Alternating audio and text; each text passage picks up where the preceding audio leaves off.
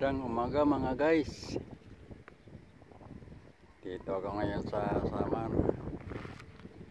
Vlog ko lang itong kalagayan ng panahon ngayon dito sa aming lugar sa Samar. Ngayon, araw na ito ay ang oras ay -20 para alas 6. Ngunit yan ang araw mga guys. Sumisikat na ang araw. Napakaganda ngayon ang panahon mga guys. Ngunit pagdating ng hapon, umuulan na dito mga guys. Sunod-sunod 3 araw na ngayon ang ulan dito sa Samar. Kaya lang hindi masyado malakas. Okay lang naman. Pwede na magdilig sa aming mga tanim mga guys. Mga kamote. Buhay na. Ito ang kalagayan ng aming lugar ngayon mga guys. Dati hindi ganito. Pagdating ng Mayo, wala nang amihan. Ngayon may hangin pa rin na amihan. Kaya malaking pagbabago sa ating panahon ngayon. Yan sinasabi na climate change. Dati pag Mayo, wala nang amihan. Ang dagat ay wala nang hangin, wala nang alon. Ngunit ngayon, pagdating dun sa Tagapulaan, Masbate, maalon pa rin mga guys. Pero dito sa amin lugar, malinaw naman ang dagat at walang alon dahil ito ay dito banda sa Western Samar. Ang maalon ngayon mga guys sa Eastern Samar, Burungan, Tiwan, yung Katarman. Yan ang mga lugar ngayon na maalon mga guys. Pero dito sa amin plansado ang dagat.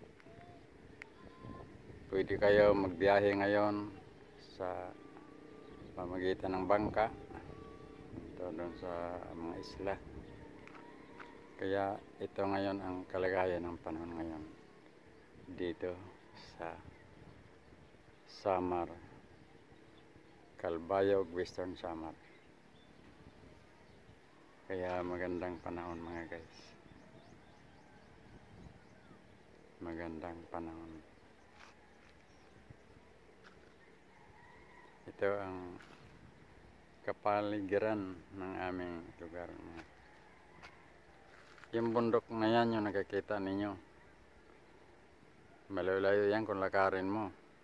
Hanggang sa likod ng bundok.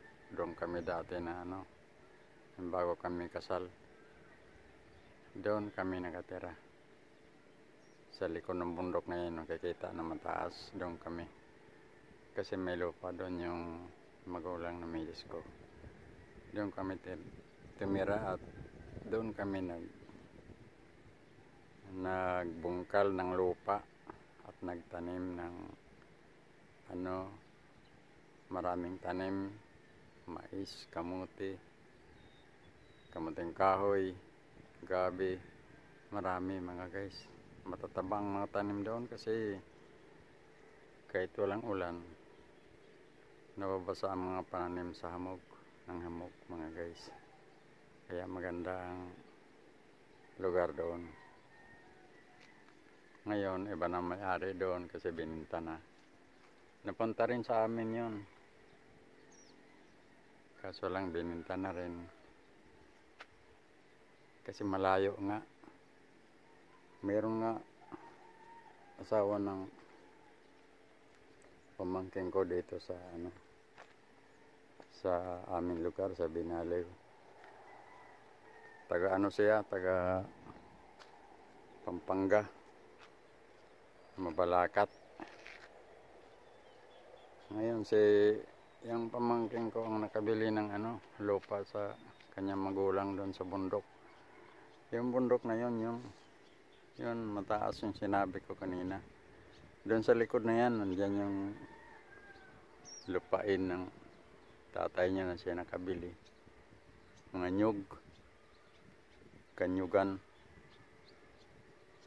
Minsan sumama siya sa kapatid ng asawa ng misis niya. Ang sabi niya, hindi na daw siya babalik doon kasi ang kanyang hininga daw dito na lang sa liig. Kaya mahirap talaga. Sa liig na lang yung yung hininga niya. Kaya pag hindi ka sanay sa bundok mga guys, talagang yung magugulat ka na halos hindi ka na makauwi dito sa tabi, dito sa aming barangay dahil nakakahingal. Yan sa taas ng bundok na yan, siguro kung mula dito hanggang doon, siguro mga 4 na kilometers yan, 4 o 5. Kaya pag hindi ka sanay dito sa amin, sabihin mo hindi ka mabuhay. Dahil kung sa dagat naman, kung malaking alon, malalaki ang alon, habagat, hindi ka rin makapangisda kasi maalon. Pero kung sanay ka sa bundok mga guys, sanay ka sa dagat, kahit ka saan dito titira, mabubuhay ka. Yan ang sinasabi ko. Kasi dito ngayon, presko ang hangin. Ngayon, maliwalas ang kalangitan. Yan blue na blue mga guys. Maliwalas ang kalangitan. Saka ang sarap ng hangin. Sarap ng hangin tuwing umaga. Hindi na nga kami nagpapandar ng ventilador dito kasi ang sabi ng anak ko doon sa Valenzuela City, ulan na lang pero mainit pa rin mga guys. Ngunit dito meron ng kalamigan sa gabi. Meron ng kalamigan sa gabi. Kasi matatapos na rin daw ayon sa balita. Lapit na raw matapos yung El Nino. Tag-init. Pasok na daw yung tag-ulan. Pag tag-ulan mga guys, lumalamig ang panahon. Kasi umuulan. Naalala ko sa Taiwan ako noon, pagdating ng tag-init, wala talagang ulan. Pero kung panahon ng winter, makulimlim ang kalangitan, malamig ang panahon. Kaya ngayon dito, normal lang ang panahon. Kaso lang, ang hindi lang normal yung amihan. Kasi amihan pa ngayon mga guys. Amihan pa. Yan ang karagatan. Yan, nakaharap yan sa Masbate, Tagapulaan. Yan ang sa likod. Panahon na may bagyo. Itong lugar namin mga guys, cover na cover sa bundok na yan. Nakikita nyo kanina. Cover na cover kasi ang hangin galing sa Pasipiko. Itong lugar namin na sa western. Ibig sabihin, nasa likod kami ng Pasipiko. Kahit man bumagyo doon sa Eastern Samar, ito sa lugar namin, walang bagyo. Yung marinig mo lang yung hagunos ng hangin sa taas. Pero dito sa baba walang hangin, sa taas lang. Kasi mataas ang bundok dito. Mataas ang bundok. Yan ang mga kabundokan na yan. Mataas ang bundok.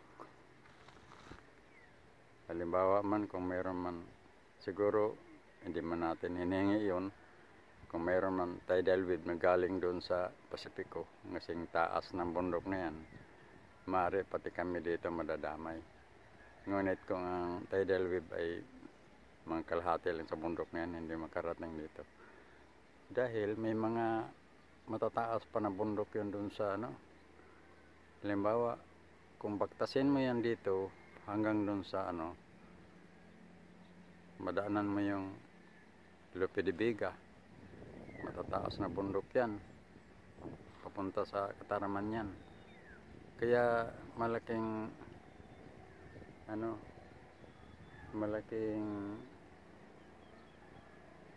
malaking bagay nandito kami sa Western Samar kasi kung mayroon man tsunami hindi maapektuhan dito sa sa aming lugar dahil mataas ang bundok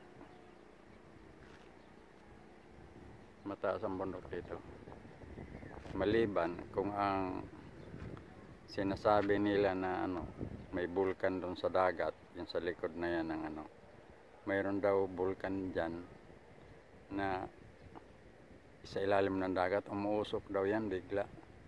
Yan sa likod na yan ng Tagapulan na yan, papunta Masbate. Sa pagitan na yan, mayroon daw yan ang balita, pero hindi ko naman kumpirmado kasi hindi ko naman nakita.